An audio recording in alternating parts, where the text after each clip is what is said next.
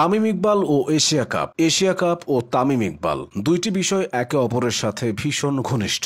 ভাঙা হাত নিয়ে ব্যাট করতে নামা কিংবা টানা 450-র পর 4 আঙুল তুলে আইকনিক সেলিব্রেশন। এশিয়া কাপে তামিম ইকবালের স্মরণীয় মুহূর্ত অনেকগুলো। এশিয়ান ক্রিকেটের শ্রেষ্ঠত্বের মহারণে তামিমকে এক একবার এক এক রূপে দেখা গেছে। কখনো তিনি ছিলেন সাহসী, কখনো ছিলেন প্রতিবাদী। এখন থেকে 7 বছর আগে 2018 এশিয়া কাপে নিজের শেষ ম্যাচ খেলেছিলেন তামিম। ম্যাচটা ছিল শ্রীলঙ্কার সাথে। তামিম নিজেও হয়তো কল্পনা করেননি এটাই হতে যাচ্ছে এশিয়া কাপে তার ক্যারিয়ারের শেষ ম্যাচ। তাই সেদিন তার উপর ভর করেছিল দুঃসাহসী কোনো আত্মা। তামিমের সেই বীরত্বে যাওয়ার আগে আরো পেছনে ফেরা যাক। 2007 সালে আন্তর্জাতিক ক্রিকেটে পা রাখা তামিম প্রথমবার দেশের হয়ে এশিয়া কাপে খেলার সুযোগ পান 2008 সালে। ওই আসরে বাংলাদেশের প্রাপ্তি বলতে শুধু ছিল সংযুক্ত আরব আমিরাতের বিপক্ষে একটা মাত্র জয়। তামিম তখন 18 বছরের অনভিজ্ঞ ও তরুণ এক ব্যাটসম্যান। আরব আমিরাতের বিপক্ষে জেতা ম্যাচে 40 রানের পর শ্রীলঙ্কার বিপক্ষে 28 ও ভারতের বিপক্ষে তিনি খেলেছিলেন 55 রানের একটা ইনিংস। সে আসলে মোটা দাগে এটাই ছিল তামিমের পারফরম্যান্স।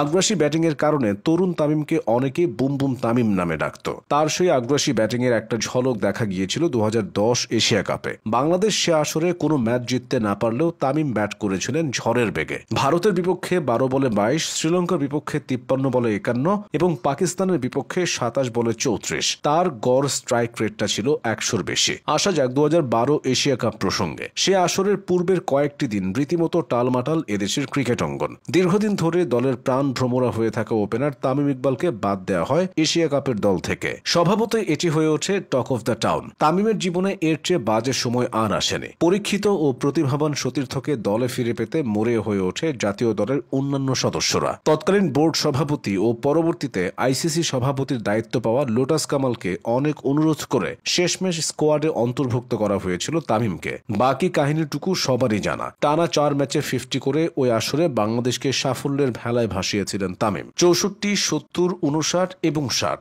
4 ম্যাচের 450-র পর 4 আঙুল উঁচিয়ে ঐতিহাসিক সেই সেলিব্রেশন করেছিলেন তিনি। এটাকে সেলিব্রেশন না বলে অনেকটা সমুচিত জবাবও বলা যায়। 2014 এশিয়া কাপে চোটের কারণে তামিমের খেলা হয়নি। 2016 সালের আসরটি হয়েছিল টি-20 সংস্করণে। সেবার তামিমের ব্যাটও তেমন কথা বলেনি। 2018 সালের এশিয়া কাপে তামিমকে ঘিরে ব্যাটিং বিভাগের মূল পরিকল্পনা সাজানো হয়েছিল। সে বছর তিনিও ছিলেন দারুণ ছন্দে। সে আসরে নিজেদের প্রথম ম্যাচে শ্রীলঙ্কার বিপক্ষে মাঠে নেমেছিল টাইগাররা। ম্যাচের শুরুতেই লিটন দাস ও সাকিব আল হাসানকে হারিয়ে ভীষণ চাপে পড়ে বাংলাদেশ। ম্যাচের দ্বিতীয় ওভারে সুরঙ্গা লাকমলের একটি ডেলিভারি হুক করতে গেলে বল এসে লাগে তামিমের বা কবজিতে। তীব্র ব্যথায় তাকে সাথে সাথেই মাঠ ছাড়তে হয়। তখন বাংলাদেশের জয়ের আশাটাও অনেকটাই নিভে যায়। কিন্তু এক প্রান্তে লড়তে থাকেন মুশফিকুর রহিম। একে একে 9টি উইকেট পড়ে গেলে সবাইকে অবাক করে দিয়ে মুশফিককে সাপোর্ট দিতে ভাঙা হাত নিয়ে মাঠে আসেন তামিম। কে বলে সাহসী সুন্দর ব্যাটিং সবসময় 4 ছক্কার ফুলঝুরিতে হয়? কখনো কখনো সাহসের সৌন্দর্য শুধু একটা বল ঠেকিয়েও হতে পারে। ভাঙা হাত নিয়েও সে ম্যাচে